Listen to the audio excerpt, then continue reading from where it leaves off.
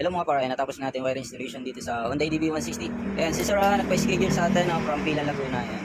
Ito, nirewire natin yung kanyang horn saka yung MDL niya. Tapos yung MDL niya, pinalitan na rin natin ng Zenlo X180. No? Ayan. Okay. Tapos ito, yung PIE, inayos natin. Tapos nagpalagay na rin si Sir ng Limit X DRL. Tapos with eyeline and backlight na RGB. Yan. AES yung nilalagay natin dyan. No? Tapos, meron na rin shifting underglow. Ayan, kulay violet. No? Pagka binrake mo siya, ito natin, nagsishift siya. No? Dapat dito dyan.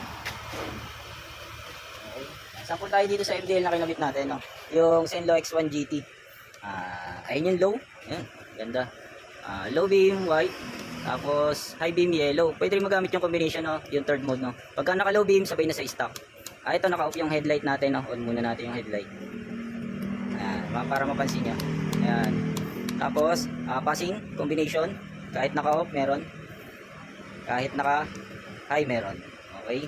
Ayan. Tapos, buksan natin yung RGB ni Sir. Yung horn muna, sample lang muna natin yung horn. Ito yung horn, pagka walang ilaw, stock lang. Pagka sinelect mo, yan, may indicator na naka-loud horn ka, no? Buksan natin lahat. Okay. Tapos, ayan, pasilip natin yung RGB ni Sir. No? Patayin natin itong underglow. May switch din itong underlight ni Sir. Tapos yan. Okay. Ayan, sample tayo dito sa pre-mate na with RGB eyeline. No? Ayaw makita. Ayan. Itong backlight nababago rin to through apps. No? Sige nga Sir. Ayaw hindi masyado yan. Ayaw mag-focus ng aking camera. Ayan, yun, nababago yung backlight niya. No? Yun.